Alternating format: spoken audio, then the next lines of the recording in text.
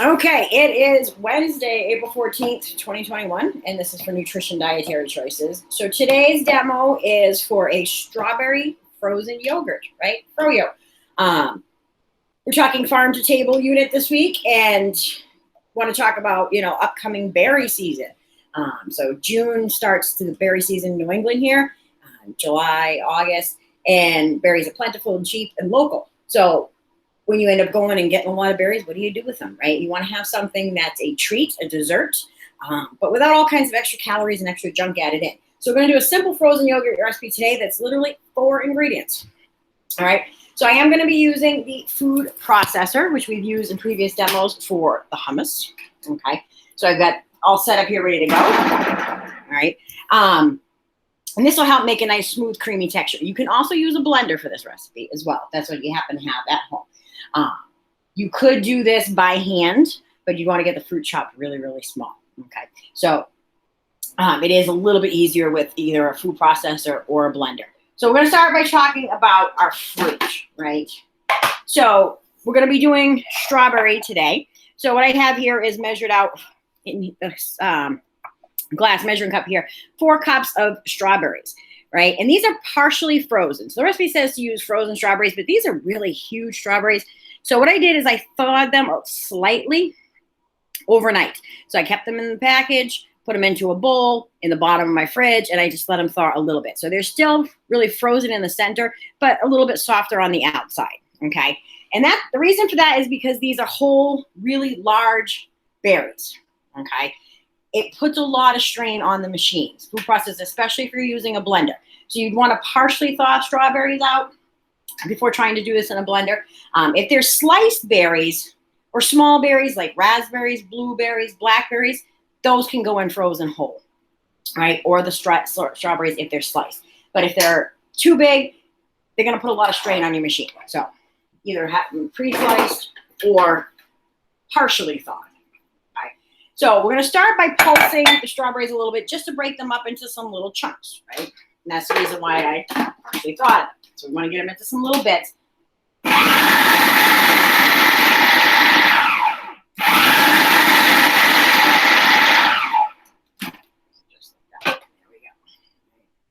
You can see little chunks of berries, okay?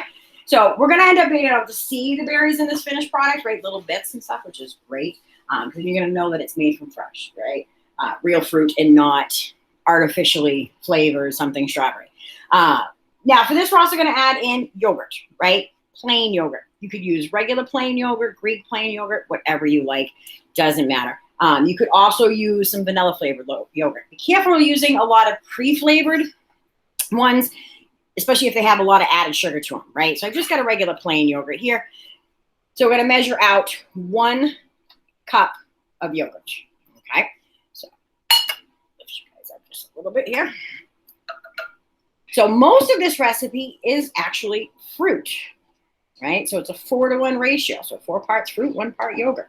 And you can mix up those fruits. Like I said, you can use alternate berries, like blackberries, raspberries,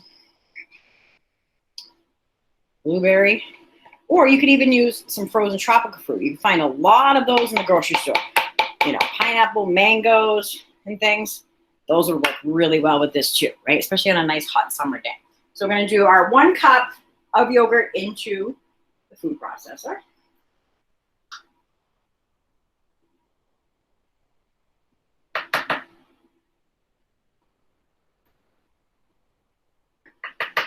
And then we're going to get this blended up most of the way. And we're going to add a little bit more flavor to it and a little bit of sweetness. So top back on here. And I'm going to use the pulse feature because I like how it lifts it up, right? So every time you stop, it kind of settles down and then it remixes it up.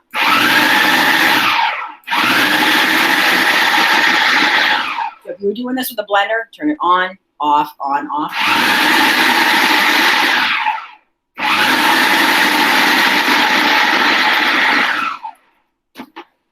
Now we're starting to get to a little bit more, but mostly blended, chunky texture, okay? We're going to go a little bit finer with that once we add in a little bit of sweetness and some liquid to it. So we're going to do a teaspoon of vanilla extract. Now you could also change this out too. You could add in different flavored extracts depending on what you have at home, depending on your fruit, right? So you could use an almond extract or mint extract or cinnamon. So it doesn't always have to be vanilla. You could just swap it out for something different. And there's a lot of great flavored extracts out there. You probably already have some in your cabinet left over from Christmas cookies. So we've got our vanilla. Then we're going to add, for sweetness to this, instead of just adding sugar or things like that, we're going to add in some maple syrup, right? And I am using a real maple syrup, so 100% pure. This is actually a company out of New Hampshire. And we're going to start with a 1/4 cup measure, okay? So the recipe originally that's on your classroom says, 3 to 4 tablespoons of maple syrup. So each tablespoon, right, is a 1/2 ounce. So 4 of those would equal a 1/4 cup. Okay, so that's why we're going to start with a 1/4 cup. I know that these berries, from testing the previous batch, are a little bit on the tart side, not super sweet. So we are going to add that full 1/4 cup. So I'm going to measure right over here and pour that in. And I may add more to this. I want to make sure you get every last drop because it is real maple syrup and it's a little pricier, right? So the amount of syrup you add in will depend on the sweetness of the actual berries you have, right? So you want to stay away from buying the berries that are already sweetened in sugar and control that yourself.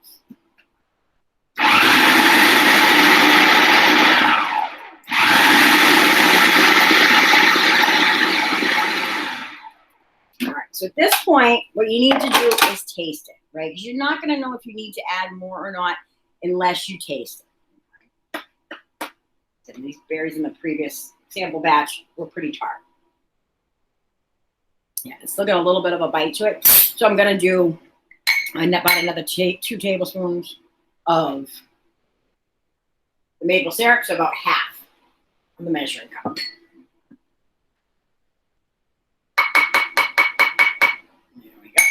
I'm going to give this a good whirl, get it all totally blended so you can see the finished product. Like I said, I've got some already made last night to show you as well.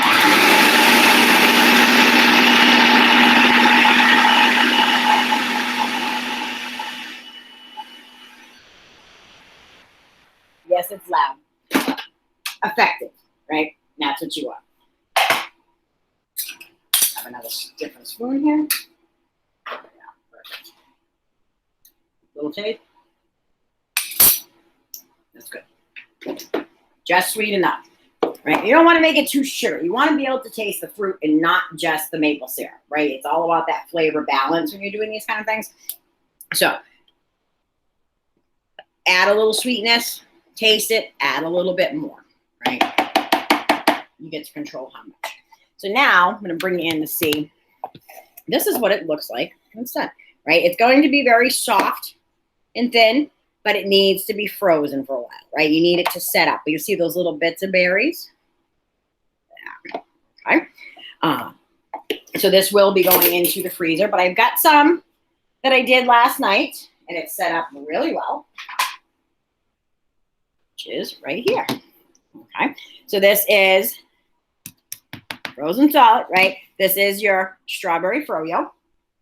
I'm going to scoop a little bit of that out here so you can see how nice it's set up.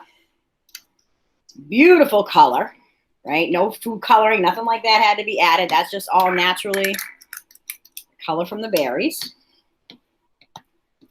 Right? You can make multiple flavors and serve them together, right? That'd be a beautiful dessert. Nice little scoops. Right. We're going to finish this off and decorate it just a little bit.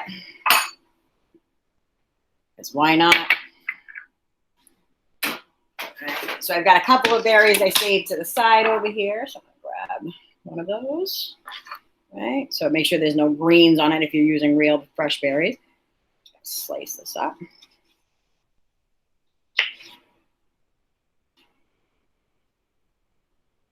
Here. Some nice little berries. Like I said, these are just the ones that were frozen and thawed out slightly. All right, so we can add that to a little dish here. Nice little finish to your froyo. Now, like I said, we're trying to control, this one's just a little too big there. Some small ones. Trying to control, how many calories and things you're consuming, right? That's the whole part of, nutrition class. But it doesn't mean you can't have a little bit of fun with it, right? So this is a nice fun, slightly sweet dessert, right? But it's just basically, it's fruit and yogurt, right? A little maple syrup. Now you can add things like whipped cream to it.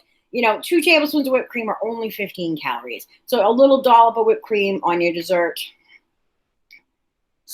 never hurts, okay? So there you go. All right, so that is your strawberry froyo, okay? So things to keep in mind, like I said, if you're using the whole berries, partially thaw them some so it doesn't put too much strain on your food processor or your blenders. You can use other frozen fruits, your berries, blackberries, blueberries, raspberries, or things like pineapple, mango. But you want to start with at least a partially frozen fruit. It'll mix and blend a little bit together better. And that's it, right? You can top this with a little bit more fruit or some nuts, granola, or a little whipped cream. Okay, and that's it. That is your strawberry froyo. Let that set up in the freezer for at least a good hour or so. You can always check it until it gets nice and firm, but it'll re-solidify really quickly because it is mostly fruit. Okay, and that's it. Nice summertime treat.